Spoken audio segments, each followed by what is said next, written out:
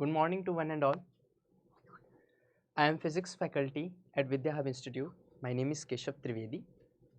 I am going to deliver Newton's laws of motion lecture part 2. पिछले lecture में हमने ये पढ़ा था बेटा कि न्यूटन्स लॉ कौन कौन से हैं. मैंने बताया था आपको कि न्यूटन ने बेसिकली 3 लॉ दिए थे. ठीक है. एक लॉ ये था कि अगर किसी बॉडी पे नेट फोर्स 0 हो तो उसका एक्सेलरेशन 0 होगा. कहने का मतलब ये है कि अगर सारे फोर्सेस का वेक्टर सम यानी सारे फोर्सेस को वेक्टोरियली जोड़ने के बाद जो फाइनल फोर्स आता है, जो वही इफेक्ट प्रोड्यूस करता है, जो वही असर दिखाता है, जो ये अकेले अकेले सब मिल के दिखाते, उस फोर्स को रिजल्टेंट फोर्स कहते हैं या नेट फोर्स कहते हैं. ठीक है. तो अगर नेट फोर्स 0 है, मतलब जो बॉडी पे सारे फोर्सेस लग रहे हैं वो इस तरीके से लग रहे हैं कि एक दूसरे को बैलेंस करके नेट फोर्स 0 आ जाए, तो बॉडी विल रिमेन अनएक्सेलरेटेड. इसका मतलब यह है कि बॉडी का एक्सेलरेशन 0 होगा. एक्सेलरेशन 0 है यानी वेलोसिटी का ना ही मैग्नीट्यूड चेंज होगा ना ही डायरेक्शन चेंज होगा. मतलब जो भी वेलोसिटी होगी वो वेलोसिटी कांस्टेंट रहेगी. ठीक है. सेकेंड लॉ हमने ये पढ़ा था कि जो नेट फोर्स होता है वो कितना होता है. तो नेट फोर्स होता है rate of change of momentum के बराबर. Rate of change of momentum मतलब सर मोमेंटम भी बेटा एक वेक्टर क्वांटिटी है जो मास इनटू वेलोसिटी करने से आता है. ठीक है. मोमेंटम का और भी डीप मीनिंग है, जब अपन रेगुलर क्लास में आएंगे तो उसको और तरीके से एनालाइज करेंगे डिफरेंट डिफरेंट चैप्टर्स में कि मोमेंटम का एक्चुअल मतलब क्या है.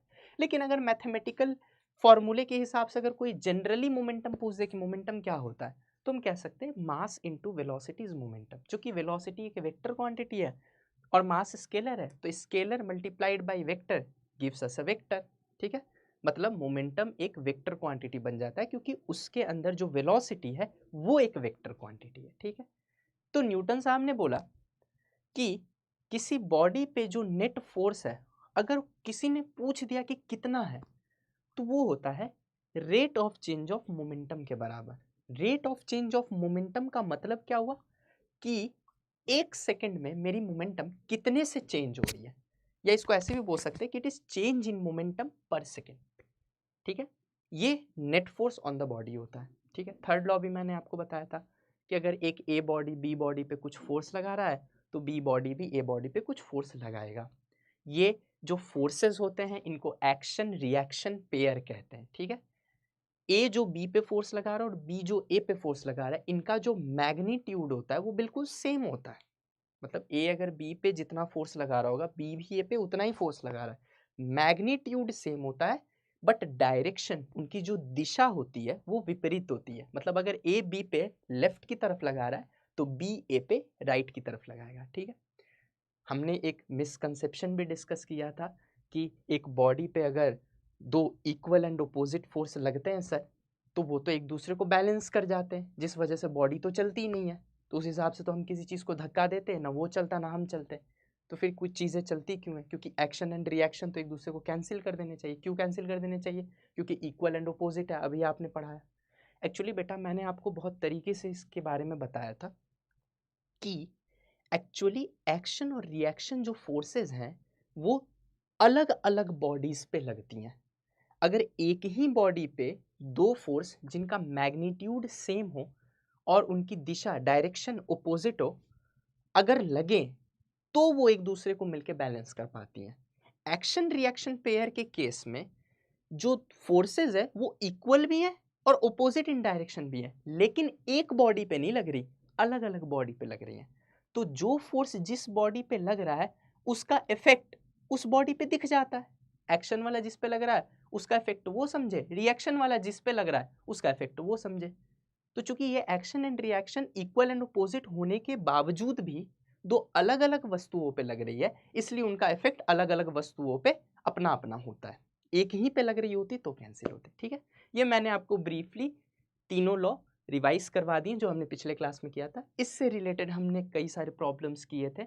आपको याद हुए कुछ मैंने आपको टेक्निक्स भी सिखाई थी जिसमें हमने पुली वाले प्रॉब्लम और वेज वाले प्रॉब्लम, इन सारे प्रॉब्लम को किया था. आई होप आपको समझ में भी आया हो. ठीक है. हम उस क्लास का एक एडवांस्ड वर्जन अब पढ़ने जा रहे हैं. ठीक है. अब जो हमारे सवालों में पुलिस है, वहाँ पे भी पुलिस और धागे थे, यहाँ पे भी पुलिस और धागे आ रहे हैं, ठीक है।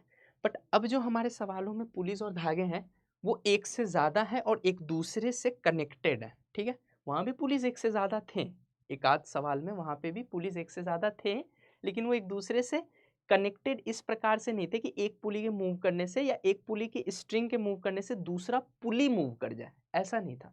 स्ट्रिंग ज़रूर मूव कर रहे थे बट पुली पे कोई इफेक्ट नहीं था, ठीक है। अब हम थोड़ा सा इस सिस्टम को कॉम्प्लिकेट करने जा रहे हैं, ठीक है, और उसकी स्टडी अब हम करेंगे। आपको मैंने पहले ही बोला था पिछले क्लास में, फिजिक्स बहुत सिंपल सब्जेक्ट है। प्लीज़ आप लोग इस सवालों को, इन सवालों को देख के, ऐसे डरावने सवालों को देख के डरिएगा मत। जितनी आसानी से आपके प्रॉब्लम्स पिछले क्लास में सॉल्व हुए हैं उतने ही आसानी से या शायद उससे भी ज़्यादा आसान तरीके से इस क्लास में आपके प्रॉब्लम सॉल्व होंगे, ठीक है। आपने बेशक इस टॉपिक को किसी बुक में या किसी लेक्चर में कहीं पे पढ़ रखा होगा। प्लीज़ आप अभी इन प्रॉब्लम्स को मेरे पॉइंट ऑफ व्यू से सीखने की कोशिश कीजिए। मैं आपको इस बात की सर्टेनिटी से एश्योरेंस दे सकता हूँ कि आपको इन सवालों को देखने का नज़रिया भी बदलेगा और आपको जो ये डरावने प्रॉब्लम्स इतना डराते थे आज तक, अब ये प्रॉब्लम्स आपको बेहद आसान लगेंगे, ठीक है। इस चीज़ के लिए आपको एक एश्योरेंस देना पड़ेगा कि आप मेरी बातों को बहुत ध्यान से सुने, समझे, और मैं जो कुछ भी बता रहा हूँ उन चीज़ों को नोट करके कुछ ना कुछ प्रॉब्लम्स अपने घर में जाके प्रैक्टिस करें। बाकी और फर्दर एडवांस प्रॉब्लम्स हम आगे की क्लासेस में कंटिन्यू करेंगे, रेगुलर क्लासेस में, लेकिन अभी फ़िलहाल हम इस टॉपिक को डिस्कस करने जा रहे हैं, ठीक है। इस टॉपिक को समझने के लिए बेटा मैं कुछ जनरलाइजेशंस आपको कराना चाहता हूँ, ठीक है। वो जनरलाइजेशंस जो है या कॉन्सेप्ट्स जो हैं अब मैं कंटिन्यू करूँगा, लेकिन उससे पहले कुछ बातें मैं रिवाइज करवा देना चाहता हूँ। मैं देखना चाहता हूँ आपको ये बातें याद हैं या नहीं है। न्यूटन्स लॉ में मैंने आपको बोला था पिछले क्लास में कि हमने कुछ एजम्पशंस मान रखे हैं, ठीक है। ये एजम्पशन जैसे जैसे हम आगे के चैप्टर्स पढ़ेंगे उन एजम्पशंस को या उन वो जो चीज़ें हमने ज़बरदस्ती मान रखा है उन चीज़ों को धीरे धीरे एक एक करके निकालते चले जाएंगे और फिर हम बिल्कुल प्रैक्टिकल सिचुएशन में आ जाएंगे जो कि हम दुनिया में फेस करते हैं, ठीक है। लेकिन अभी जो एजम्पशंस थे उनको फिर से एक बार याद करने की कोशिश करते हैं कि हमने क्या क्या मान रखा था। पहली बात जो हमने मान रखी थी वो ये मान रखी थी कि हमारा धागा और पुली के बीच में कोई भी फ्रिक्शन नहीं है, मतलब किसी भी तरह का घर्षण नहीं है। सिंपल भाषा में मैं ये बोलना चाहता हूँ कि धागा पुली के ऊपर आराम से मूव कर सके, इसको मूव करने में कोई रुकावट का सामना ना करना पड़े। फ्रिक्शन आप समझते हैं, इसको हिंदी में घर्षण कहते हैं। कोई भी वस्तु जब दूसरे वस्तु पे चलने की कोशिश करता है तो उसको उसके चलने को अपोज करने के लिए, ठीक है, या उसके रिलेटिव मोशन को, ठीक है, अगर वो आगे जाना चाह रहा है तो फ्रिक्शन पीछे लगता है और अगर वो पीछे जाना चाह रहा है तो फ्रिक्शन आगे लगता है। तो कोई भी एक सरफेस जब दूसरे सरफेस पे मूव करना चाहता है तो एक फोर्स आता है जो इन दोनों के आपसी मूवमेंट को अपोज करना चाहता है। कहने का मतलब ये जो फोर्स आता है ये कुछ इस तरीके से आता है कि ये जो दो सरफेसेस एक दूसरे के रिस्पेक्ट में मूव कर रहे हैं ये मूव ना कर पाए, ठीक है। इस चीज़ को अपोज करता है। बेसिकली सिंपल भाषा में मूवमेंट में, चलने में रुकावट पैदा करता है, ठीक है। सिंपल, एक दूसरे के रिस्पेक्ट में जो चलना है उसको उसमें रुकावट पैदा करता है, ठीक है। तो मैं ये चाहता हूं कि पुली और धागा दोनों ही फ्रिक्शनलेस हो ताकि जब धागा पुली के ऊपर जा रहा हो तो किसी भी तरह का धागे के ऊपर कोई रुकावट ना हो और ना ही मेरे पुली पे किसी तरह का फोर्स लगे जो इसको घूमने पे मजबूर करे, ठीक है। आगे जाके जब हम रोटेशन पढ़ेंगे तो हम फ्रिक्शन भी मान लेंगे, लेकिन अभी फिलहाल हम ये मान के चले, ठीक है। दूसरी बात कि मेरा धागा और पुली दोनों ही हल्के हैं। हल्के मतलब लाइट, जनरली किताबों में लाइट लिख देते, लाइट मतलब हल्का, ठीक। लाइट लिखिए या मासलेस लिखिए एक ही बात है। बेसिकली तात्पर्य ये होता है बोलने का कि धागे और पुली का मास इतना कम है कि मैं उनके मास को नज़रअंदाज कर सकता हूँ, नेग्लेक्ट कर सकता हूँ। मैं मान के नहीं चला कुछ मास है, ठीक है, नज़रअंदाज कर सकते हैं, ठीक है। तीसरी बात, बहुत इंपॉर्टेंट बात है कि धागा जो है हमारा वो इनएक्सटेंसिबल है, मतलब हमें ये मान के चलना है कि धागा खींचने पे लंबा नहीं हो रहा, ठीक है। धागे का लेंथ फिक्स है। मान लीजिए किसी तरह का कहीं फोर्स लग रहा है तो ये नहीं मान लीजिए कि धागा लंबा हो रहा है, ठीक है। आगे मानेंगे, इससे रिलेटेड भी चैप्टर आएगा, स्ट्रेस स्ट्रेन सब कुछ पढ़ेंगे हम, लेकिन अभी फ़िलहाल हम लोग बेसिक बातें करें, फिज़िक्स की शुरुआत हुई है तो भी हम मान के चल रहे हैं कि धागा जो है इनएक्सटेंसिबल है। धागा को जनरली खींचने पे लंबा बहुत ज़्यादा होता नहीं है, इसीलिए हम ये मान के चलें कि धागा को खींचने पे उसकी लेंथ में कोई चेंज नहीं आ रहा है। तो ये कुछ एजम्पशंस थे जो मैंने आपको रिवाइज करवा दिए, क्योंकि यही एजम्पशन हमारे जनरलाइजेशन का बेसिस बनेंगे। ठीक है, चलिए अब शुरू करते हैं काम और सबसे पहले समझते हैं इस चीज़ को। ठीक है, ध्यान से सुनिएगा बच्चों। पहले इस फिगर को थोड़ा मैं बड़ा कर लूँ ताकि आपको क्लैरिटी रहे। ध्यान से मान लीजिए बेटा एक पुली है, एक पुली के ऊपर से धागा ऐसे करके गया है और एक मास लटका हुआ है। सपोज करिए कि इस पुली को मैं कुछ नीचे ले गया हूँ। ठीक है, मान लीजिए इस पुली को मैं x नीचे ले गया, x लेंथ है, x नीचे ले गया। तो अगर ये पुली नीचे गया तो इसका सेंटर भी नीचे गया, यानी अब जो मेरा पुली है, जो नया पुली है, नया पुली तो नहीं कहना चाहिए, ये कहना चाहिए जो पुराने पुली का नया पोजीशन है वो यहाँ पे होगा, कुछ नीचे आ गया पुली। ठीक है, कितना नीचे आया भाई साहब, x नीचे आया। ठीक है, x एक लेंथ है, कुछ भी मान सकते थे, x मैंने मान लिया। ठीक है, कि x लेंथ मान लीजिए मैंने पुली को कुछ नीचे लाया। तो ध्यान से देखिए, धागे का जो ये हिस्सा है जो पुली के सर को कवर कर रहा है वो तो यहाँ भी था और यहाँ भी था। ठीक है, ये वाला हिस्सा तो तब भी पुली को कवर कर रहा था, धागे का वो हिस्सा जो सर को कवर कर रहा है, पुली के सर को कवर कर रहा है, तो ये हिस्सा तो पहले भी था और अभी भी है। ठीक है, लेकिन आप एक चीज ध्यान से देखिए, यहाँ पे x और यहाँ पे x, धागा ढीला हो गया। ध्यान से देखिए, इमेजिन करिए, मान लीजिए मैंने ऐसे करके धागों को पकड़ लिया। वैसे तो ये प्रैक्टिकल नहीं है, जैसे ही आप पुली नीचे करिएगा साथ ही साथ धागा भी नीचे जा रहा होगा, ये ऑब्वियस है। ऐसा थोड़ी है कि धागा रुक के बैठा रहेगा कि पहले पुली चल जाओ थोड़ी देर बाद मैं आता हूँ, ऐसा तो नहीं होगा। लेकिन मान लो 1 सेकंड के लिए मैंने पकड़ के रखा, ऐसे ऐसे उंगली से ऐसे करके पकड़ के रखा धागे को और पुली को नीचे x ले गया। अब जैसे ही छोड़ा, ये पार्ट तो धागे का कल भी पुली को कवर कर रहा था, आज भी कर रहा है, मतलब पहले भी कर रहा था बाद में भी कर रहा है, तो ये तो पहले भी यूज हो रहा था अभी भी यूज हो रहा है। लेकिन ये जो x और x लेंथ है, ये जो x और x लेंथ है धागे का, ये एक्स्ट्रा लेंथ है ना, जो पहले कवर हो रहा था अब कवर नहीं हो रहा है। बेसिकली मेरी इसको छोड़ते ही ये पूरा का पूरा ये x और ये x दोनों लेंथ इधर की तरफ जाएगा, क्योंकि इधर मास लटका हुआ, इस मास का अगर कुछ भी मास हो तो कुछ ना कुछ वेट है, और वेट है तो फोर्स है, तो ये फट से इसको नीचे की तरफ खींचेगा ऐसे करके, और इधर तो फिक्स है ना, तो इधर तो नीचे जा नहीं सकता, तो इधर की तरफ चला जाएगा। आप फील करके देखिए, जैसे ही पुली को मैं नीचे लाऊंगा इधर और इधर का x लेंथ इधर की तरफ चला जाएगा। ठीक है, ध्यान से देखिए, इससे मुझे ये कंक्लूजन मिलता है कि अगर पुली को ले गया मैं नीचे x तो मेरा मास गया 2x। अब आपको लग रहा हो बेटा 2x कैसे सर, बेटा x ये वाला और x ये वाला, बेसिकली मेरे धागे का लेंथ 2x से इंक्रीज कर गया, और अगर मेरे धागे का लेंथ 2x से इंक्रीज कर गया तो ये इंक्रीज किस रूप में दिखेगा, जितना धागे का लेंथ इंक्रीज होगा उतना ही मेरा मास नीचे जाएगा। तो ये जो x और x धागा ढीला हुआ है, यही x और x यानी 2x, x plus x is 2x, यही 2x धागे का लेंथ इसको नीचे ले जाने का काम करेगा, है ना, इसके नीचे जाने में यूज होगा बेसिकली।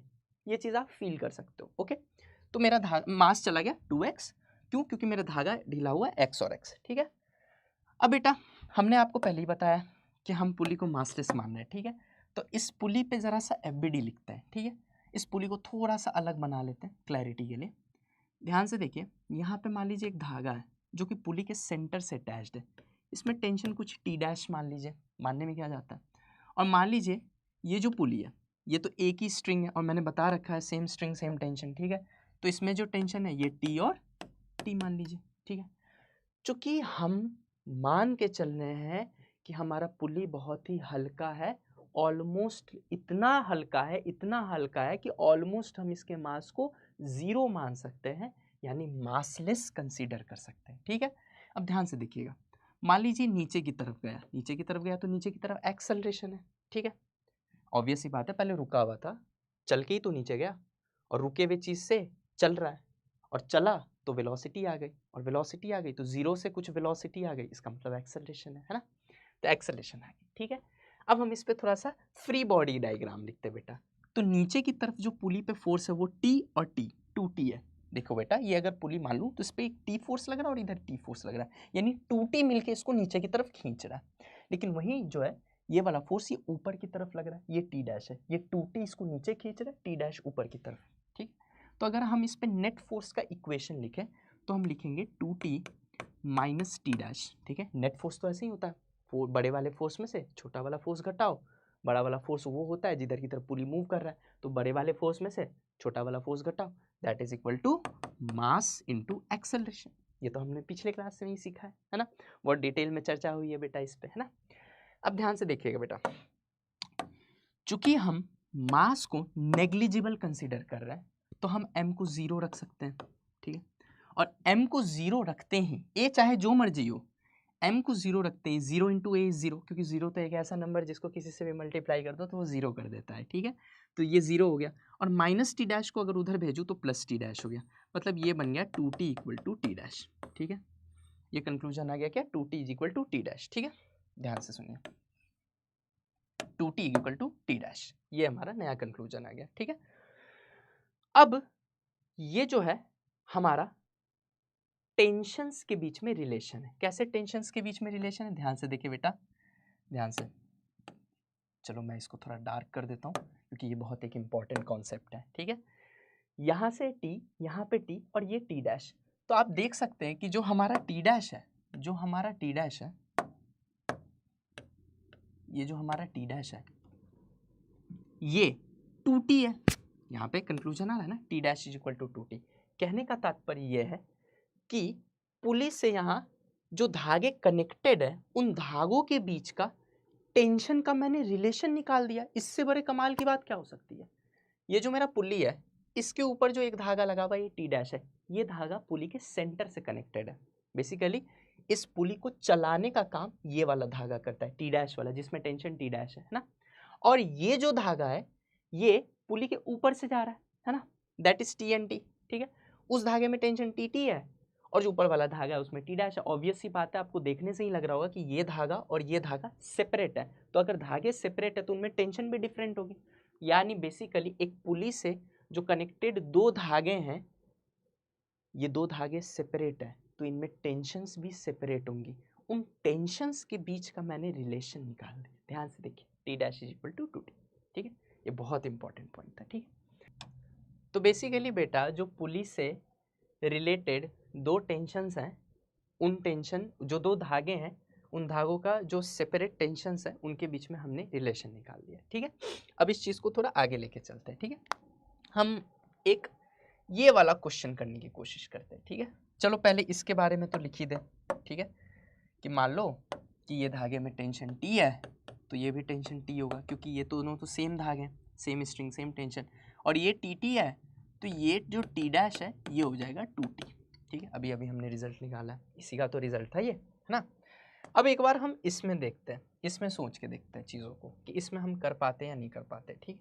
चलो ध्यान से, ठीक। सबसे पहले ये पूरा एक धागा है तो इसमें जो भी टेंशन होगा सेम होगा, तो यहाँ पे भी टी है, यहाँ पे भी टी है, ठीक है। Tension is always a pulling force, ये हमेशा खींचता है, दबाता कभी नहीं है, और इसलिए ऑब्जेक्ट से हमेशा अवे लगता है। ये सारी चीज़ें मैंने पिछले क्लास में आपको समझा रखा है, ठीक है। तो इस पुली के लिए तो टेंशन यहाँ टी ऐसे लग रहा है और यहाँ टी ऐसे लग रहा है, it is always acting away from the body. अब ध्यान से देखिएगा, ये टी है, ये टी है, और इसमें जो है ये टी डैश है, ठीक है। ये पुली है, इसके ऊपर जो टेंशन लग रहा है टी डैश है, ये टी और टी है। ध्यान से देखिए, अभी हमने बताया है, अभी आपको सिखाया थोड़ी देर पहले, ये जो सेंटर से कनेक्टेड धागा है उसमें जो टेंशन है वो इन दोनों के सम के बराबर है, या फिर किसी एक को लेके 2 टाइम्स मल्टीप्लाई कर दो तो उसके बराबर है, ठीक है। तो ये टी डैश हो गया 2t, ठीक है। अब जो भी इसमें टेंशन है, चलो मैं क्लैरिटी के लिए एक चीज़ मान सकता हूँ कि इसको मैं T1 मान लूँ, ठीक है, ताकि थोड़ी सी क्लैरिटी रहे। इसको अगर T1 माने तो यहाँ पे जो है T1 प्लस T1 ये हो गया, T2 जो होगा वो हो जाएगा 2T1, ठीक है। 2T1 हो गया जी, बहुत बढ़िया बात है, ठीक है। अब यहाँ पे 2T1, यहाँ पे भी 2T1, तो इन दोनों को मैं जोड़ूंगा तो ये आ जाएगा 4T1, ठीक है। क्यों? क्योंकि इन दोनों के जोड़ने से ही तो ये आता है, या फिर किसी एक का दुगना करो तो भी यही है ना, क्योंकि सेम ही है दोनों, एक ही बात है, जोड़ूं या एक का दुगना कर दूं एक ही बात है, ठीक है। अब देखो ये 4T1 है तो ये भी 4T1 है, ये भी 4T1 है, और 41 41 मिलके हो गया ये 8T1, ठीक है, बहुत बढ़िया। और ये 81 है तो ये 81 है, और 81 और 81 मिलके ये हो गया 16T1। ठीक है, सब कुछ हमने उसी तरीके से पढ़ा है कि भाई जो पहला वाला धागा उसमें टेंशन T1 मानो तो T1 का यहाँ 2T1 मिलके 4T1 मिलके 81 मिलके 16T1। क्यों? क्योंकि ये धागा ये सारे एक ही धागे हैं। ठीक है, तो tension will be same. Okay, तो इन दोनों से इसका निकाला, अब ये पूरा एक है तो ये 2T1 4T1, अब ये पूरा एक है तो 41 81, ये पूरा एक है। ठीक है, तो 81 16। ठीक है, बहुत बढ़िया, 16T1 तक आ गया। ठीक है, अब थोड़ा और एनालाइज करते हैं इसको, थोड़ा सा इसको छोटा कर देते हैं समझने के लिए। ठीक है, ध्यान से देखिए बच्चों। ठीक है, मान लो इस पुली को मैं नीचे ले जाता हूँ x। ठीक, इस पुली को मैं ले जा रहा हूँ x नीचे, तो आपको पता है इधर भी x ढीला हुआ होगा, इधर भी x ढीला हुआ होगा, तो ये पुली कितना मेरा गया होगा, ये वाला पुली गया होगा 2x। ऑब्वियस है ना, क्योंकि x दोनों साइड से ढीला हुआ तो ये 2x गया। अब ये 2x गया तो 2x दोनों साइड से ढीला हुआ तो ये गया होगा 4x। ठीक है, आपको पता ही है ये नीचे x जाता है तो ये वाला 2x जाता है। जो भी पुली का मूवमेंट है उसका 2 गुना मूवमेंट है उससे कनेक्टेड मास का। ठीक है, अब ये 4x है, ये 4x गया तो इधर 4x ढीला हो गया तो ये आ गया 8x। और अगर ये पुली 8x गया है, ठीक, तो 8x ढीला होकर ये गया 16x। ठीक है, अब ध्यान से देखिएगा बच्चों, यहाँ पे एक बहुत शानदार जनरलाइजेशन आने वाला है। वो ये है कि जो पुली से कनेक्टेड टेंशन है अगर वो 16T1 है तो उस पुली का मोमेंट x है। अगर मैं इस टेंशन और x को मल्टीप्लाई कर दूं तो ये बनता है 16T1 इंटू एक्स। ठीक है जी, अब इस पुली की बात करते हैं। जिस पुली से कनेक्टेड धागा है उसमें टेंशन 81 है। इस पुली से कनेक्टेड धागा तो ये है ना, ये वाला धागा तो इसके ऊपर से गया है, ये कनेक्टेड नहीं है, ये उसके टच में जरूर है लेकिन कनेक्टेड नहीं है। कनेक्टेड किसको मानेंगे, जो धागा पुली के सेंटर से कनेक्ट हो रहा हो। ठीक है, तो ध्यान से देखिएगा, जो धागा पुली के सेंटर से कनेक्ट हो रहा है अगर उसमें टेंशन 8T1 है तो उस पुली का जो डिस्प्लेसमेंट है या जो मूवमेंट है वो 2x है। इनका भी मल्टीप्लीकेशन करेंगे तो आएगा 16T1x। ठीक है, तीसरे वाले पुली पे आते हैं। जो तीसरा वाला पुली है उससे कनेक्टेड जो धागा उसका टेंशन 41 है और उसका डिस्प्लेसमेंट 4x है, तो अगर इसको मल्टीप्लाई करेंगे तो ये भी आएगा 16T1x। ठीक है जी, बहुत बढ़िया। जो लास्ट वाला पुली है हमारा, लास्ट वाला पुली में से जो कनेक्टेड धागा है उसका टेंशन 2T1 है और इस पुली का मूवमेंट 8x है, तो ये भी कितना हो गया 16T1x। ठीक है, और अब इस वाले मास को देखते हैं। इस मास से जो कनेक्टेड धागा है उसका टेंशन T1 है और इसका डिस्प्लेसमेंट 16x है, तो ये भी हो गया, इन दोनों को मल्टीप्लाई करने के बाद जो चीज़ आई 16T1x। सर ये तो कुछ जादू जैसा लग रहा है, ये तो पैटर्न फॉलो हो रहा है। सर पढ़ाना क्या चाहते हो, पॉइंट पे आओ, ये तो एक पैटर्न सा आ गया। ठीक है, चलो अब मैं इसको बहुत ही आसान भाषा में बोल जाता हूँ। अगर मैं डायरेक्टली बोल जाता तो ये चीज़ आपको फील नहीं कर पाते, आपको ऐसा लगता है जैसे आप रट रहे हो, लेकिन अब आपको ये समझ में आ जाएगा कि इसमें रटने जैसी कोई बात नहीं है, डायरेक्ट समझने जैसी बात है। ठीक है, हाँ, अगर कोई बच्चा डायरेक्ट सवालों पे टूट पड़ना चाहता है तो उसके लिए मेरा रिजल्ट ही काफ़ी है, लेकिन रिजल्ट कहाँ से आया हमें कुछ भी ऐसा ना लगे कि हम रट रहे हैं, क्योंकि फिजिक्स रटने का सब्जेक्ट नहीं है बेटा। ठीक है, इसमें फॉर्मूले मगअप करने से नहीं होता, physics pure common sense based subject है। ठीक है, तो आपको रटने जैसा ना लगे उस वजह से मैंने इसको एक तरीके से डेराइव करके शो कर दिया आपके सामने कि देखो जो मैं पढ़ाने जा रहा हूँ बिल्कुल सही है, बिल्कुल प्रैक्टिकल है, सामने दिख रहा है। ठीक है, अब ध्यान से देखिएगा बेटा, बेसिकली मैं ये कहना चाह रहा हूँ कि अगर एक पुली है और उस पुली से कनेक्टेड धागा है, कनेक्टेड मतलब मैं क्या कहना चाह रहा हूँ, उसके सेंटर से कनेक्टेड धागा है, उस धागे में जो भी टेंशन है और उस पुली का जो भी मूवमेंट है, उस टेंशन और उस मूवमेंट, जो भी डिस्टेंस डिस्प्लेसमेंट कह लो, जो भी कह लो, ठीक है, कुछ डिस्टेंस ट्रैवल कर रहा है, ठीक है, वो उस पुली का डिस्टेंस ट्रैवल्ड ले लो और उस पुली से कनेक्टेड जो धागा है उसका टेंशन ले लो। टेंशन और डिस्टेंस का मल्टीप्लीकेशन ले लो, टेंशन और डिस्टेंस का प्रोडक्ट ले लो। ये प्रोडक्ट पूरे सिस्टम में किसी भी पुली के लिए कांस्टेंट है। देख लो, पुली चाहे जो मर्जी ले लो, मास चाहे जो मर्जी ले लो, उस मास या उस पुली से कनेक्टेड जो धागा है उसका टेंशन इनटू उस मास का डिस्टेंस, ये कांस्टेंट होगा सबके लिए सेम होगा। हमें दिमाग लगाने की कोई ज़रूरत ही नहीं है, ठीक है। तो मैं इसको इस तरीके से लिखने जा रहा हूँ, ध्यान से देखिएगा बच्चों, ध्यान से, कि मैं कुछ इस तरह से लिखने जा रहा हूँ। चलो मैं इसको थोड़ा छोटा कर देता हूँ, फिर मैं डायरेक्ट रिजल्ट पे आऊँगा। मैं कुछ इस तरीके से कह देता हूँ, ठीक है, कि टेंशन इनटू डिस्टेंस का प्रोडक्ट कांस्टेंट होता है, ठीक है। अगर मैं इसको एक बार डिफरेंशिएट कर दूं तो कांस्टेंट का डिफरेंशिएशन 0, वो भी एक कांस्टेंट ही है। तो टेंशन इनटू वेलोसिटी का प्रोडक्ट भी कांस्टेंट होता है। या एक बार और डिफरेंशिएट कर दूं तो डिस्टेंस से डिफरेंशिएट किया तो वेलोसिटी का मैग्नीट्यूड की बात करूं, स्पीड कह लीजिए आप, स्पीड कांस्टेंट होता है। और एक बार और डिफरेंशिएट किया तो एक्सेलरेशन कांस्टेंट होता है। तो टेंशन इनटू डिस्टेंस या डिस्प्लेसमेंट कह लो, डिस्प्लेसमेंट का मैग्नीट्यूड कह लो, फिलहाल तो दोनों सेम है।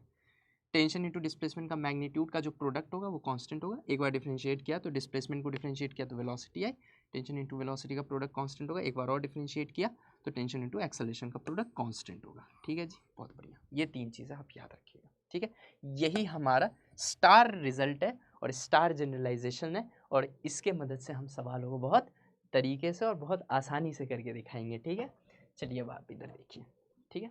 सबसे पहले हम एक सिंपल सवाल से आते हैं, ठीक है। आई होप बेटा कि मेरी जनरलाइजेशन आप डाइजेस्ट कर लिए होगे। आपको जब मैं 2-4 सवाल इस पे करवा दूंगा तो आपको ये काफ़ी आसान लगने लग जाएगा। तो सबसे पहले एक इजी सवाल से शुरुआत करते हैं। सिस्टम को देख के डरिएगा मत, ठीक है। मेरी आपसे एक ही रिक्वेस्ट है कि सिस्टम को देख के डरिएगा नहीं। ऐसे सवाल आपने ज़रूर कहीं ना कहीं देखी होंगी, ठीक है। चलो मैं कुछ सवाल, इसी सवाल से रिलेटेड कुछ सवाल बनाता हूँ आपके सामने और उसको फिर सॉल्व भी करता हूँ। आप भी मेरे साथ अपने अपने कॉपी पे इसको सॉल्व करने की कोशिश करिएगा, बट ध्यान यहाँ रखते हुए कि मैं जो बोल रहा हूँ वो आपका सुनना बहुत इंपॉर्टेंट है, ठीक है। ध्यान से सुनिए बेटा, ठीक। सबसे पहले यहाँ से शुरू करते हैं। ये M2, इससे रिलेटेड जो धागा है उसमें टेंशन कुछ T मान लेते हैं। मानने में क्या जा रहा है ना।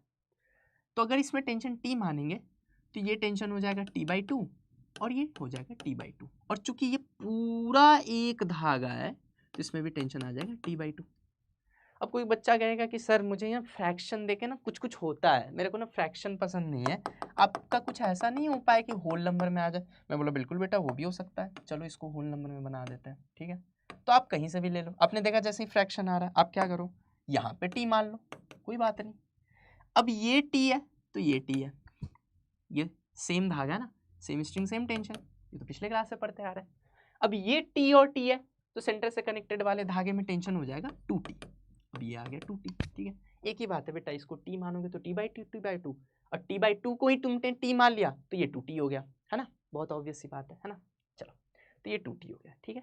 अब मैंने आपको क्या जनरलाइजेशन दिया था याद करिए। मैंने बोला था एक सिस्टम में चाहे कोई भी पुली हो चाहे कोई भी मास हो, हमें दिमाग लगाना ही नहीं है, हमें एक ही बात पता है, जो भी पुली या मास होगा, जो भी ऑब्जेक्ट होगा, उससे कनेक्टेड जो धागा है उसका जो टेंशन है और जिस ऑब्जेक्ट को हम देख रहे हैं उसका जो भी डिस्प्लेसमेंट होगा, उस टेंशन और डिस्प्लेसमेंट का जो मल्टीप्लिकेशन है वो हर जगह फिक्स है।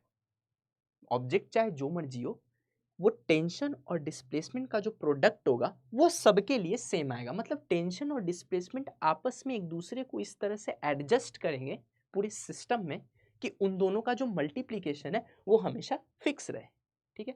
बहुत लॉजिकल सी बात है बेटा। अब ध्यान से देखें, मान लीजिए सवाल ऐसे आते हैं, समझिएगा। पहला सवाल मैं पूछता हूँ, कोई आपसे पूछ दे कि मान लो कि ये 4 मीटर नीचे की तरफ गया, ठीक है। ऑब्वियस सी बात है बेटा, जैसे ही तुम छोड़ोगे ये नीचे की तरफ जाएगा, ये पुली नीचे की तरफ जाएगा। जब ये नीचे की तरफ जाएगा तो ये इस धागे को खींचेगा, ये तो फिक्स है, तो इस मास को ऊपर जाना पड़ेगा, है ना। आप इस चीज़ को बहुत आसानी से फील कर सकते हो, ठीक है।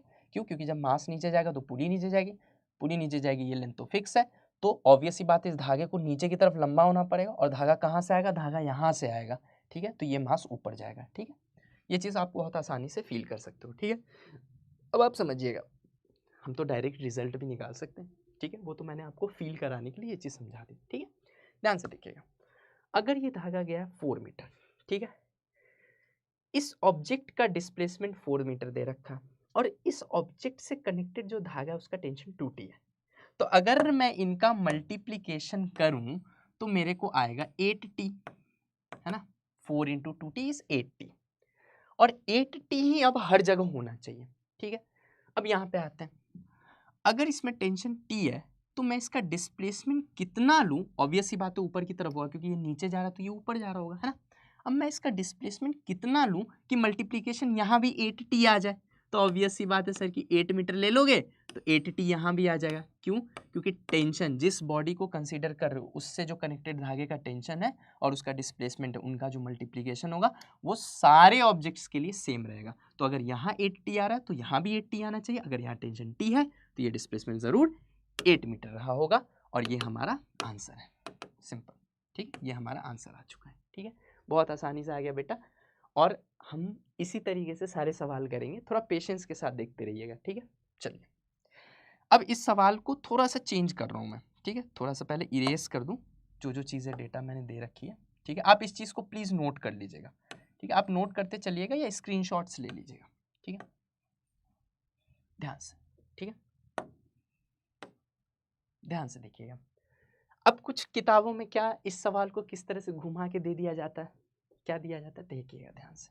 वो क्या कहते हैं कि अगर किसी इंस्टेंट, मान लो पहले तो सब रुके हुए होंगे, अब छोड़ा तो ये नीचे जा रहा है, ये ऊपर जा रहा है, किसी इंस्टेंट इसकी स्पीड 2 मीटर पर सेकेंड है। ठीक है, 2 मीटर पर सेकेंड है, तो बताइए इसकी स्पीड कितनी रही होगी उसी इंस्टेंट, है ना, क्योंकि ये भी बदल रहा है स्पीड, ये भी बदल रहा है स्पीड, लेकिन किसी एक क्षण अगर इसकी 2 रही होगी तो उसी क्षण इसकी क्या रही होगी, ये सवाल था। ठीक, मैंने आपको पहले ही बोला, टेंशन इंटू डिस्प्लेसमेंट हो या टेंशन इंटू वेलोसिटी हो या टेंशन इंटू एक्सेलरेशन हो, तीनों का रिजल्ट एक ही तरीके से आएगा, क्योंकि डिफ्रेंशिएट करने पे तो आ ही जा रही है रिजल्ट सेम टू सेम, है ना। तो इसमें भी कुछ भी दिमाग नहीं लगाना था, इसमें भी आप सिंपली इस 2T और 2 को मल्टीप्लाई अगर करोगे तो यहाँ पे जो आ रही होगी वैल्यू वो आ रही होगी 4T। मतलब जिस बॉडी की वेलोसिटी देख रहे हो आप, उस वेलोसिटी और उस बॉडी से कनेक्टेड जो धागा है उसका टेंशन, इन दोनों का जो प्रोडक्ट होगा ये हर जगह सेम आना चाहिए, है ना। अब इस ऑब्जेक्ट पे आते हैं, इस ऑब्जेक्ट में टेंशन तो T है और लाना मुझे 4T है, तो वेलोसिटी की वैल्यू मैं क्या लूँ कि 4T आ जाए, 4 मीटर पर सेकेंड। सर इजी है, आंसर आ चुका है।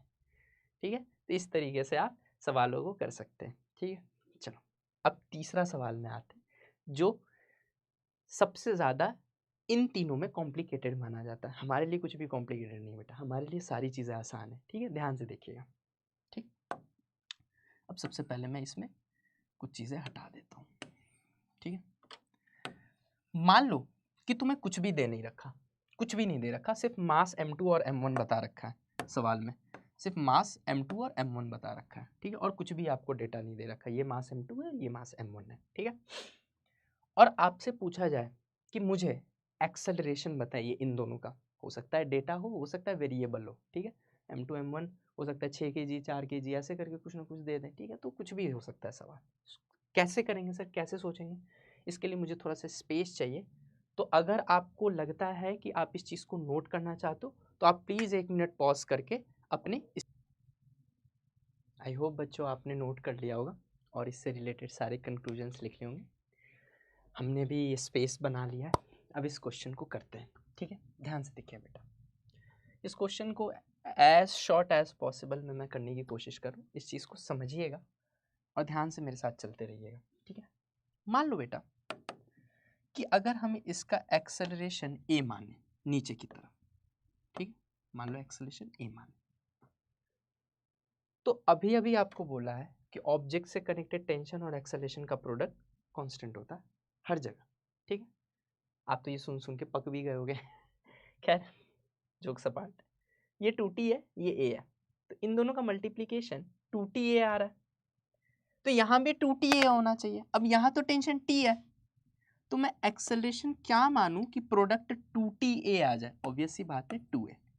ठीक है, ये डायरेक्ट रिजल्ट आ गया बेटा, इसको डिज़ाइन निकालने के लिए लोग कंस्ट्रेंट की इक्वेशन और बहुत लंबी चौड़ी चीज़ें पढ़ाई जाती है, नो डाउट वो भी सही है, अच्छी चीज़ है वो भी, ठीक है, वो भी अपन सीखेंगे रेगुलर क्लास में, अपन वो भी सीखेंगे, ठीक है, लेकिन अभी फ़िलहाल हम इसको एज शॉर्ट एज पॉसिबल में करने की कोशिश कर रहे हैं, ठीक है। तो ये अगर ये है तो ये 2a आ गया, ठीक है। अब वही पुरानी बात आपको याद ही होगा, FBD बनाना, ठीक है। तो चलो अब हम FBD बनाना शुरू करते हैं, ठीक है। FBD बना के उस पर इक्वेशंस लिखेंगे अब हम, ठीक है। सबसे पहले M2 वाला मास, ठीक है। मुझे ये पता है बेटा कि अब आप लोग हैबिचुएटेड हो गए हो, तो हम सिंपली ऐसे बनाते हैं M2, अगर ऊपर की तरफ फोर्स 2T है, नीचे की तरफ फोर्स क्या होगा M2G, ग्रेविटी तो है ही, है ना, और एक्सेलरेशन नीचे की तरफ A है, मतलब जरूर M2G बड़ा होगा 2T से, तभी बॉडी नीचे की तरफ एक्सेलरेट कर रहा है ना, बड़े वाले फोर्स की तरफ तो बॉडी जाती है ना। तो इसका इक्वेशन लिखता हूँ M2G minus 2T is equal to M2 into a, net force is equal to mass into acceleration. Sir ये तो पिछले क्लास से करते हैं यार, इसमें क्या नया था, कुछ भी नया नहीं बेटा, ठीक। अब M1 पे आता है, ठीक है, M1 पे आता है, ठीक, ऊपर की तरफ T, नीचे की तरफ F1G। अगर हम यहाँ पे नेट फोर्स लिखें तो यहाँ पे T M1G से बड़ी रही होगी, तभी तो बॉडी ऊपर जा रहा है, तो यहाँ पे आएगा T minus M1G is equal to M1 into acceleration, यहाँ A नहीं है 2A है, इस बात का ध्यान रखिएगा। तो मास इंटू एक्सेलरेशन, और एक्सेलरेशन की वैल्यू 2A है, तो जो वैल्यू आएगी वो M1 इंटू 2A होगा, M1 इंटू 2A, ठीक है, ये आ गया, ठीक है। अब इसको सॉल्व करते हैं, दो वेरिएबल है, दो इक्वेशन है, ठीक है, दो वेरिएबल यहाँ, एक टेंशन है और एक एक्सेलरेशन है, और दो इक्वेशन भी है हमारे पास। तो कैसे सॉल्व करें, चलो कोशिश करते हैं सॉल्व करने की, ठीक है। एक काम करता हूँ मैं, इस इक्वेशन को मैं 2 से मल्टीप्लाई कर देता हूँ और जोड़ देता हूँ। तो यहाँ पे थोड़ा सा कैलकुलेशन में ध्यान दीजिएगा बेटा, 2t और माइनस 2t कैंसिल हो जाएंगे, ठीक है। ये 2 मैंने होल में मल्टीप्लाई किया, LHS और RHS, तभी तो कोई फ़र्क नहीं पड़ा, है ना। अगर LHS RHS में दोनों साइड मल्टीप्लाई किया जाए, यानी पूरी इक्वेशन में मल्टीप्लाई किया जाए, तो कोई फ़र्क नहीं पड़ता, मैथमेटिकली ये करेक्ट है, आपको भी पता है ये बात, ठीक है। तो 2t कट गया, अब 2 इससे जब मल्टीप्लाई होगा तो 2m1g बन जाएगा, तो m2g माइनस 2m1g बन जाएगा, ठीक है। m2g तो एज इट इज उतरेगा, माइनस ये 2 मल्टीप्लाई के m1g नहीं 2m1g हो जाएगा, ठीक है जी। और यहाँ पे ये 2 मल्टीप्लाई हो गए, पहले से 2 था, एक और 2 मल्टीप्लाई हो गए 4 हो जाएगा, तो ये M2A तो आएगा एज इट इज ऊपर वाला, और नीचे आ जाएगा 4m2A, ठीक है, बहुत बढ़िया। ये 2 को इधर ले आया और 2 से मल्टीप्लाई करके 4 कर दिया, ठीक है।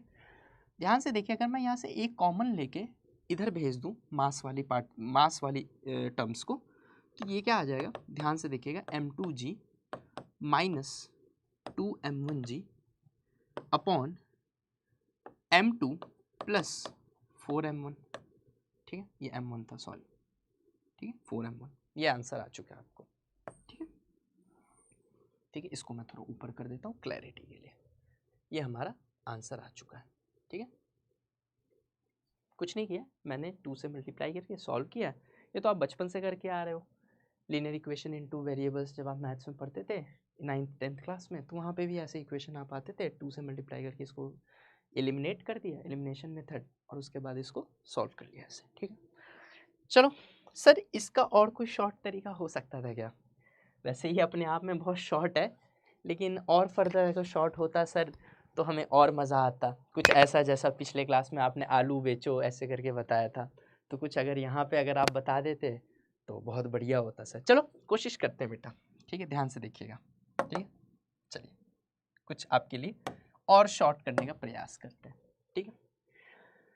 चलो, लेकिन उसके लिए एक चीज़ याद करो, मैंने जो पिछले क्लास में पढ़ा है पुली प्रॉब्लम्स में, अगर एक पुली होता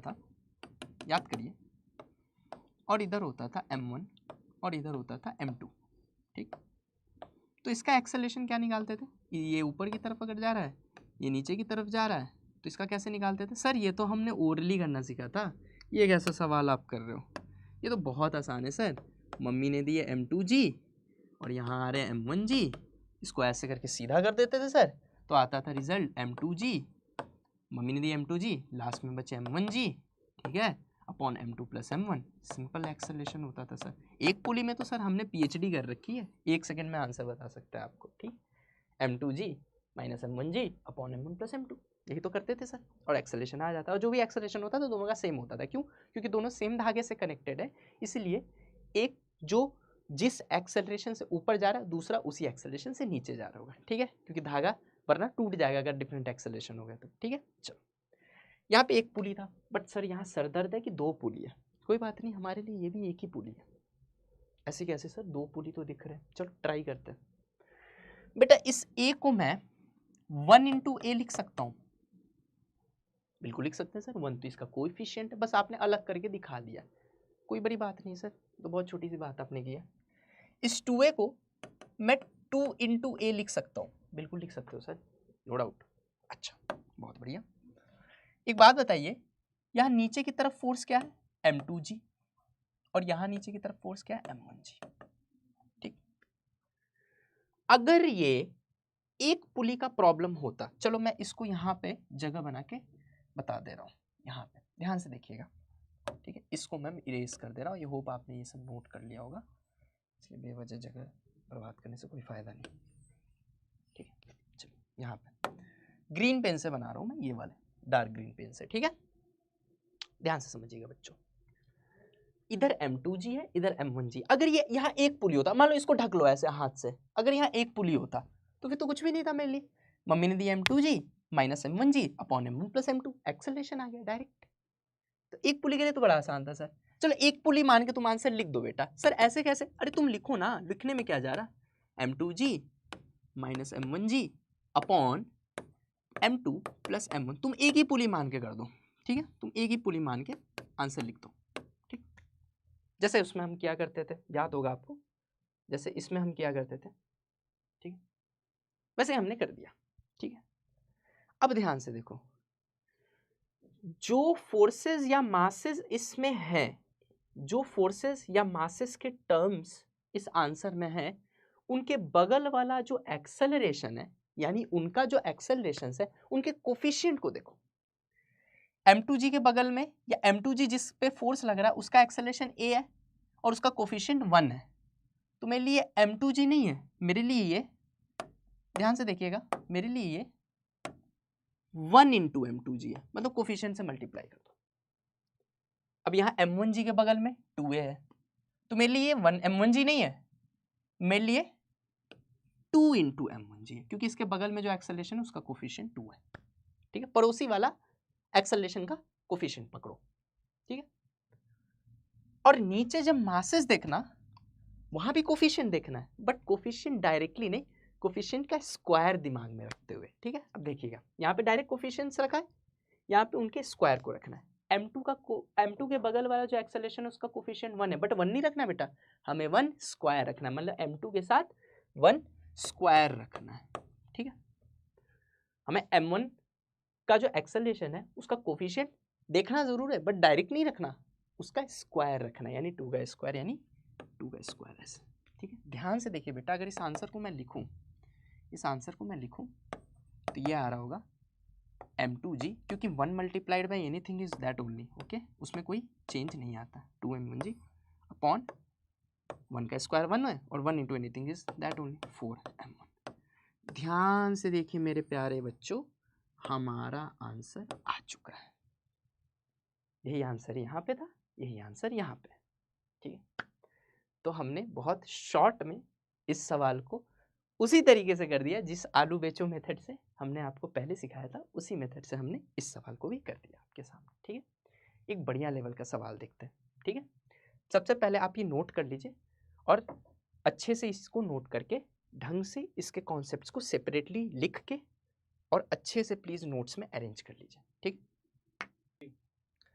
आई होप बच्चों आपने इस चीज़ को नोट कर लिया है, अच्छे से सारे कॉन्सेप्ट्स को लिख लिया है, ट्रिक्स लिख ली है, ठीक है। अब हम थोड़ा एडवांस लेवल का सवाल करते हैं, ठीक है। एक बढ़िया सवाल करते हैं, ये वाला सवाल करते हैं, ठीक है। चलिए, वैसे रेगुलर क्लासेस में तो हम ऐसे बहुत सारे सवाल करेंगे और इस ट्रिक का एक्सटेंशन भी पढ़ेंगे, ठीक है। हो सकता है कुछ एक आध सवाल हो जहाँ पे इससे डायरेक्ट आंसर नहीं आ रहा हो, तो आप चिंता मत करिए, जब आप रेगुलर क्लास में इनरोल कर लीजिएगा तो उसमें आपको हर चीज़ का एक्सटेंशन मिलेगा, ठीक है, और उसके अंदर सारे सवाल आपके हो जाएंगे, ठीक है। अब आप ध्यान से देखिएगा, हम इसको करने जा रहे हैं, ठीक है। चलिए ध्यान से, ठीक है।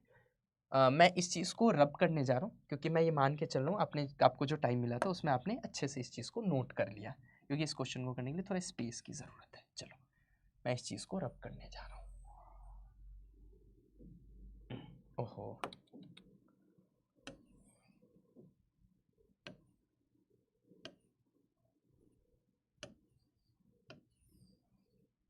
ठीक है। वैसे तो बेटा इस सवाल को भी अपन ओरली कर सकते हैं, ठीक है, लेकिन पहले हम थोड़ा सा लंबा, वैसे जो मेथड बता रहा हूँ वो अपने आप में बहुत शॉर्ट है, ठीक है, लेकिन एक शॉर्ट और एक सुपर शॉर्ट मेथड दोनों से करेंगे, ठीक है। चलिए देखिए, सबसे पहले तो टेंशन वेंशन लिखते हैं, इसमें तो हम एक्सपर्ट है सर, बहुत आसान है ये तो, आपने बहुत अच्छी चीज़ सिखा दी है। कहीं भी एक साइड से चल लो, मेरे को दिख रहा है यहाँ पे अगर टी मानूंगा तो t/2 t/2 t/4 t/4 बेवजह फ्रैक्शन आएगा, तो इधर से मान लेते हैं, यहाँ टी मान लेते हैं, सर इधर भी तो t/2 आ ही रहा है, लेट्स सी शायद कुछ आसान मिल जाए। ये टेंशन t/2 t/2 हो गया, ठीक है, ध्यान से देखते जाइए, ठीक है। अब ये पूरा सेम धागा है, ठीक है, ध्यान से देखो, ये पूरा सेम थ्रेड है, तो यहाँ भी t/2 होगा और यहाँ भी t/2 होगा। t/2 है तो सेंटर से कनेक्टेड जो धागा है इसमें टेंशन T हो जाएगा, और अगर ये T है, ठीक है, ये T है तो ये भी T हो जाए, क्यों, क्योंकि ये पूरा एक धागा है तो T और T मिलके ये 2T हो जाएंगे, ठीक है, और ये पूरा एक धागा है तो 2T और 2T, क्योंकि सेम स्ट्रिंग है सेम टेंशन, 2T मिलके ये 4T हो जाए, ठीक है, बहुत बढ़िया। यानी M1 वाला 4T है और M2 वाला T है, ठीक है। अब आपसे कोई पूछे कि इनकी एक्सेलरेशंस बताइए, बहुत आसान है बेटा, बिल्कुल चिल रहना है, हमें तो एकदम दिमाग ही नहीं लगाना है, बट बिल्कुल सर के सिखाए हुए तरीके के हिसाब से लगाना है, ठीक है, ध्यान से देखिए। Feel the physics in most easy manner, easiest possible manner में हम फिजिक्स को सीखेंगे, ठीक है, ध्यान से देखिए। चलिए मान लो कि इसका एक्सेलरेशन नीचे की तरफ a है, ठीक है, तो प्रोडक्ट क्या आ गया 4T है, तो अगर इधर भी 4T है, क्योंकि 4T है तो हर जगह रहेगा, ठीक है, तो इसके वाले का क्या हो जाएगा 4A हो जाएगा, ठीक है।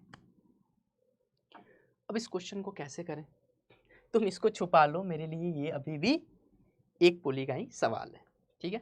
क्यों भाई, एक पुली के सवाल में अपन क्या करते थे, यहाँ M1G है, यहाँ M1G है, यहाँ M2G है, M1G minus M2G upon M1 plus M2 करते थे, ठीक है। तो वैसे ही लिखते हैं आंसर, पहले एक्सेलेरेशन लिख देते हैं, ठीक है। M1G एक पुली मान के तुम सॉल्व करते, तुम चाहे 50 पुली लगा लो, हमारे लिए वो एक पुली का ही सवाल है। M1G minus M2G upon M1 plus M2, बहुत आसान, ठीक है। एक पुली मान के मैंने 1 सेकंड में आंसर लिख दिया। अब बस फॉर्मेलिटी करनी है बेटा, क्या फॉर्मेलिटी है, ध्यान से देखिए। दुनिया के लिए ये a है, मेरे लिए ये 1 इंटू a है, ठीक है। दुनिया के लिए 4a है, मेरे लिए 4 इंटू a है, एक ही बात है यार, मल्टीप्लाई करके लिखा हुआ है, ये तो बचपन से पढ़ते आ रहे सर, कोफिशिएंट्स कहते हैं इनको, ठीक है। अब जब फोर्सेस लेना तो उनके बगल वाले कोफिशिएंट एज इट इज उतार देना, मतलब M1G के पड़ोस वाला कोफिशिएंट 1 है तो 1 मल्टीप्लाई कर दो भाई साहब, और M2G के पड़ोस वाला कोफिशिएंट 4 है, ठीक है, तो 4 उतार दो एज इट इज, ठीक है, मल्टीप्लिकेशन में। लेकिन जब मासेस का टर्म्स है, यहाँ पे M2 को थोड़ा दूर लिख देता हूँ, जब मासेस का टर्म्स है तो वहाँ पे कोफिशिएंट के स्क्वायर के साथ, तो M1 के बगल वाला का 1 स्क्वायर और M2 के बगल वाले का 4 स्क्वायर, यानी 16 मैं डायरेक्ट लिखने जा रहा हूँ, 4 स्क्वायर 16 होता है बेटा, ये आपको भी पता होगा, ठीक है। तो आंसर क्या आ गई, a M1G minus 4M2G upon M1 plus 16M2, answer आ चुका है, ठीक है। अगर आप में से किसी बच्चे को लगता है कि सर थोड़ा तो इक्वेशन करके दिखा दो, तो उसके लिए मैं सिंपल सा वे बोलूँगा कि कुछ नहीं, आप दोनों पे FBD लिख लीजिए। चलो मैं यहाँ पे हिंट के रूप में FBD आपको यहाँ पे लिख के दे देता हूँ, और ये आपका होमवर्क रहेगा कि आप घर पे इसको सॉल्व करेंगे, आई एम श्योर कि आंसर यही आएगा। FBD क्या बनेगा, सबसे पहले M1 वाले ऑब्जेक्ट पे बनाते हैं, ठीक है, तो M1 वाले ऑब्जेक्ट पे नीचे की तरफ M1G है और ऊपर की तरफ जो टेंशन है वो 4T है, ठीक है। ऑब्वियस सी बात है, अगर बॉडी नीचे जा रही है तो M1G बड़ा है 4T से। अच्छा, कभी ये टेंशन मत लीजिएगा कि हमेशा यही नीचे क्यों मान रहे हो सर, कभी ये नीचे मान लो, क्योंकि सीधी सी बात है अगर ये नीचे जाएगा तो ये नीचे जाएगा, ये नीचे जाएगा तो ये ऊपर जाएगा, ये तो दिख ही रहा होगा आप लोगों को, है ना। अगर आप उल्टा भी मान लेते हो कि नहीं ये ऊपर जा रहा है या ये नीचे जा रहा है, ये ऊपर जा रहा है, तो आपका आंसर गलत नहीं आएगा। जब डेटा के रूप में सवाल आएगा, डेटा मतलब 5 kg 10 kg ऐसे करके जब क्वेश्चन आएगा, तो अगर आपने गलत मान रखा है डायरेक्शन, तो आंसर हमेशा इस तरीके से अपने आप को एडजस्ट करेगा कि वो आपके एजम्पशंस को जस्टिफाई कर दे। कहने का मतलब ये है कि आंसर नेगेटिव आ जाएगा, मतलब आप जो माने हो उसका एक्चुअल में उल्टा है, और अगर आंसर पॉजिटिव आ रहा है इसका मतलब आपने जो माना है वो सही है। तो वो अपने आप डेटा इस तरीके से सेट होगा कि आंसर आ जाएगा आपका। ठीक है, चलिए यहाँ पे ध्यान से देखिए, m1g minus 4t is equal to m1 into a, क्योंकि ये नीचे की तरफ जा रहा है ना, m1 इंटू ए। और दूसरा इक्वेशन क्या बनेगा, t बड़ा है m2g से तभी तो ऊपर जा रहा है, minus m2g is equal to m2 into a मत कर देना बेटा, एक्सेलरेशन m2 का a नहीं है 4a है। ठीक है, तो यहाँ पे जो a है वो a नहीं 4a है, तो ये 4 है। ठीक है, और जब आप इन दोनों इक्वेशन को सॉल्व करिएगा 4 से ऊपर नीचे मल्टीप्लाई करके, तो आप देखिएगा आंसर यही आएगा। ठीक है, चलिए एक और बढ़िया सवाल लेते हैं। फिजिक्स का एक बहुत फेमस किताब है आई रोडो, ठीक है, उसका ये क्वेश्चन है। आई गेस इसी तरह का कुछ क्वेश्चन है, डेटा इसी टाइप का कुछ है। इसमें बेसिकली इरोडो में इसका आंसर पूछा गया था कि एक्सेलरेशन ऑफ सिस्टम बताइए m1 और m2 मास का। ठीक, बहुत आसान है। ठीक है, सबसे पहले बेटा तो एक चीज़ मैं बता दूं कि यहाँ पे फ्रिक्शन कहीं भी नहीं है, म्यू इज इक्वल टू 0। ठीक है, एवरीवेयर, एवरीवेयर मतलब कहीं भी फ्रिक्शन नहीं है, कोफिशिएंट ऑफ फ्रिक्शन 0 है। ठीक है, फ्रिक्शन चैप्टर में अपन पढ़ेंगे कि कोफिशिएंट ऑफ फ्रिक्शन क्या होता है और फ्रिक्शन क्या होता है, फ्रिक्शन कैसे लगता है, ये सारी चीज़ें हम फ्रिक्शन चैप्टर में करेंगे। ठीक है, ध्यान से समझिएगा जो इसके बाद आएगा। ठीक, अब यहाँ देखें, इधर जो फोर्स लग रहा है वो लग रहा है m1g। मान लो ये नीचे की तरफ जा रहा है, एक्सेल, चलो इधर से मान लेते हैं। ठीक है, मान लो इधर मानते हैं टेंशन t। ठीक, तो ये पूरा सेम धागा है, तो ये भी t और ये भी t, तो tt, तो ये क्या हो गया 2t, है ना। ये पूरा सेम धागा है, तो 2t और 2t क्या हो गया, ये 4t, पूरा सेम धागा है, तो 40 और 40 मिलके हो गया ये 80, है ना। चलो बहुत बढ़िया।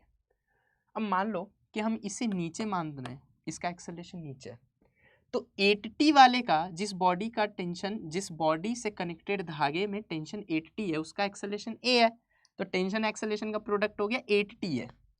तो 8t वाले का a है, तो जिस बॉडी से धागा कनेक्टेड है उसका टेंशन t है, इसका एक्सेलरेशन क्या रहा होगा। अब ये 8t है तो हर जगह 8ta को तो करना ही है, क्योंकि वो तो हर जगह फिक्स है, ये तो हमारा एजम्पशन है। एजम्पशन क्या है, ये चीज़ हमने आपको प्रूफ की और फील भी कराई है ना। तो इसका क्या हो जाएगा, 8a हो जाएगा। बहुत आसान है सर। ठीक, चलो अब कुछ और। ठीक है, ध्यान से देखिएगा, इस केस में क्या है कि m2g के दो कंपोनेंट हैं, एक m2g cos theta, m2g cos theta, और ये होगा m2g sin थीटा। मैंने आपको पहले ही बताया था बेटा कि फोर्स का ये कंपोनेंट जो मोशन के लाइन के परपेंडिकुलर है, इसका कोई काम नहीं है। ये हमने पिछले क्लास में पढ़ा था और बहुत तरीके से इस बात को समझा था कि कोई भी फोर्स जो लाइन ऑफ मोशन के 90 डिग्री पे है, उसका फिलहाल जब तक फ्रिक्शन नहीं है और जब तक और सारी चीज़ें नहीं है, तब तक हम इसका रोल नेग्लेक्ट करके चलेंगे। इसका होना ना होना बराबर है। क्यों, क्योंकि किसी भी फोर्स का उसके 90 डिग्री पे इफेक्ट 0 होता है। ठीक है, क्योंकि force is a vector quantity और किसी भी वेक्टर का उसके 90 डिग्री पे कंपोनेंट 0 है, मतलब इफेक्ट 0 है। ठीक है, तो इसका तो होना ना होना बराबर है, तो इसको तो अपन पढ़ते भी नहीं थे, याद हो तुम्हें, तो बहुत सारे सवाल में तो हमने निकाला तक नहीं है। ठीक है, सिर्फ ये वाला कंपोनेंट इंपॉर्टेंट है हमारे लिए। क्यों, क्योंकि ये जब नीचे जाएगा तो इसको ऊपर चढ़ना पड़ेगा, और इसके ऊपर चढ़ने को ओपोज m2g साइन थीटा कर रहा है। मतलब जहाँ m2g होता था सीधे होने पे, अब वो काम m2g ना m2g साइन थीटा कर रहा है। ठीक है, सवाल सेम है बेटा, मेरे लिए m1g इधर लग रहा है, m2g साइन थीटा इधर लग रहा है, और पुली एक है। अब बोले सर पुली एक कैसे, अगर ये सवाल ऐसे होता सर, अगर ये सवाल ऐसे होता, फील करिएगा मैं क्या पढ़ाना चाह रहा हूँ। ठीक है, अगर ये सवाल सर ऐसे होता, ठीक है, एक पुली होती, फिर तो हमने ये सवाल किया है सर, ये m1 था, ये m2 था, ठीक है, और ये थीटा एंगल था, और सेम सवाल हमने कर रखा है, पिछले क्लास में जाके देख भी सकते हैं, ये m1g था, ये m2g साइन थीटा था सर, और इसका जो एक्सेलरेशन होता था सिस्टम का, एक्सेलरेशन जो होता था वो होता था, इसको सीधा कर देते m1g इधर m2g साइन थीटा इधर, तो m1g minus m2g sine theta upon m1 plus m2। ऐसे भी याद कर सकते थे कि मम्मी ने दिया m1g, लास्ट में बचा m2g साइन थीटा, m1g में से m2g साइन थीटा घटा दो upon total mass, this is acceleration. एक पुली होता सर तो बहुत अच्छा था, इसमें तो पता नहीं आपने 5 6 7 पता नहीं क्या लगा दिया है। मेरे लिए बेटा अभी भी ये सवाल और वो सवाल सेम है, आप एक ही पुली मान के आंसर लिख दो। Are you sure? अभी अभी कराया हमने, ठीक है चलो करते हैं। चलो एक ही पुली मान के लिख दो आंसर। तो एक्सेलरेशन में एक ही पुली लिख के जा रहा हूँ, यहाँ m1g माइनस यहाँ m2g sine theta upon m1 plus m2। आपने एक ही पुली मान के लिख दिया आंसर। अब वही करो जो पहले करे थे। समाज के लिए ये है, हमारे लिए 1 इंटू ए है, दुनिया के लिए 8a है, हमारे लिए 8 इंटू ए है। बेसिकली मैंने कोफिशिएंट सेपरेट किए। अब पकड़ो m1g के पड़ोस में 1 है, लेकिन चूंकि फोर्स है इसलिए एज इट इज कोफिशिएंट को उतारो, है ना, ठीक है। m2g साइन थीटा के पड़ोस में 8 है, फोर्स है एज इट इज उतारो, लेकिन जब मासेस के साथ लाना डिनोमिनेटर में तो स्क्वायर के साथ, कोफिशिएंट 1 है उसका स्क्वायर, ठीक है, m1 के साथ, और ये 8 है तो इसका 8 का स्क्वायर, ठीक है। तो आंसर आ रहा है m1g minus 8 m2g sine theta upon m1 plus 64 m2। आप इसको FBD बना के भी सॉल्व करते तो आंसर सेम है। मतलब बेसिकली बेटा मैं तुमको बस एक बात की फील देना चाहता था कि हमारे लिए चाहे तुम 5 पुली लगाओ या 50 पुली लगाओ, ठीक है, हालांकि एक लिमिट तक ही पुली सिस्टम स्टेबल होता है प्रैक्टिकली, ठीक है। ऐसा नहीं कि आप 1 लाख पुली लगा दो फिर भी स्टेबल है, ठीक है। एक सर्टेन लिमिट के बाद 45-50 पुली के बाद सिस्टम अनस्टेबल होता है, वो प्रैक्टिकल चीज़ है फिजिक्स की, ठीक है। खैर उस बातों को हटा देते हैं, वो जब आप इंजीनियरिंग करोगे तो आपको समझ में आएगी, ठीक है। उस बात को अगर हम हटा भी देते हैं तो आप चाहे 1 पुली लगाओ, चाहे 10 लगाओ, चाहे 15 लगाओ या 50 लगाओ, हमारे लिए वो एक ही पुली का सवाल है। और एक पुली के सवाल में तो हम बहुत आसानी से आंसर निकाल देते हैं, तो यहाँ भी बहुत आसानी से निकाल देंगे। बस फ़र्क ये है कि एक पुली मान के हम आंसर लिखते हैं और उसमें कोफिशिएंट्स मल्टीप्लाई कर देते हैं और नीचे मासेस के साथ कोफिशिएंट का स्क्वायर मल्टीप्लाई कर देते हैं। अब कोफिशिएंट कैसे निकालें तो वो तो हमारे लिए गेम की तरह है सर, ठीक है। T T 2t 2t 2t 4t 40 40 8t, ठीक है, ऐसे, ठीक है। और हमेशा इस बात को ध्यान में रखना है कि जिस ऑब्जेक्ट को हम देख रहे हैं उससे कनेक्टेड धागे का जो भी एक्सेलरेशन है और उस धागे का जो भी डिस्प्लेसमेंट है, इनका प्रोडक्ट जो भी होगा वो हर ऑब्जेक्ट के लिए उसके टेंशन और उसके डिस्प्लेसमेंट के प्रोडक्ट के बराबर होगा, मतलब हर जगह सेम होगा। इस बेसिस पे हम, अच्छा, टेंशन इंटू डिस्प्लेसमेंट से हमें डिफरेंशिएट किए तो टेंशन इंटू वेलोसिटी भी हर जगह सेम होगा, फिर डिफरेंशिएट किए तो टेंशन इंटू एक्सेलरेशन भी हर जगह सेम होगा, है ना। तो इस बेसिस पे हम बहुत आसानी से ये इक्वेशन लिख पाते हैं कि ये ए है तो ये सीधा 8a होगा, ठीक है। और इसके बाद अपन इस सवाल को सॉल्व कर लेते हैं, ठीक है। अगर ए 8a पता चल गया तो कोफिशिएंट पता चल गया, कोफिशिएंट पता है, मेरे लिए सिंगल पुली प्रॉब्लम है, सिंगल पुली प्रॉब्लम में कोफिशिएंट का तड़का लगा दो, मतलब कोफिशिएंट को पुट करके आंसर अकॉर्डिंगली निकाल दो, तो हमारा मल्टीपल पुली केस हो गया। हमारे लिए तो ये बहुत आसान है। बस आप लोग एक चीज़ का ध्यान रखिएगा जो अक्सर बच्चे मिस्टेक करते हैं कि यहाँ टेंशन, मान लो अगर ये पुली ऐसे है, ठीक है, मैं बना के ही दिखा देता हूँ। अगर पुली टेंशन T और T है तो कितने बच्चे यहाँ लिख देते हैं T/2, ठीक है।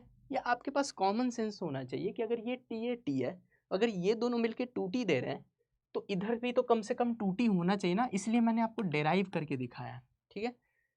ऐसे कभी मत करिएगा। सेंटर से कनेक्टेड जो धागा है उसमें जो फोर्स होगा वो उसके ऊपर से गुजरने वाले धागे में जो फोर्स है उसका दुगना होता है, या यूं कह लो इन दोनों का जोड़ होता है, एक ही बात है, क्योंकि सेम स्ट्रिंग, ये तो सेम धागा है, ये धागा और ये धागा तो सेम है ना, तो सेम स्ट्रिंग है सेम टेंशन, तो दुगना करो या जोड़ दो सेम रिजल्ट आएगा। इस चीज़ को ध्यान में रखिएगा और बाकी जितना पढ़ाया गया उसको आप ध्यान में रखिए, उनसे रिलेटेड प्रॉब्लम्स करिए, आपसे प्रॉब्लम डेफिनेटली होंगे। और रेगुलर क्लासेस में हम इस टेक्निक के एक्सटेंशन भी पढ़ेंगे और अच्छे अच्छे लेवल के सवाल करेंगे। आई होप आपको क्लास अच्छा लगा हो, समझ में आया हो।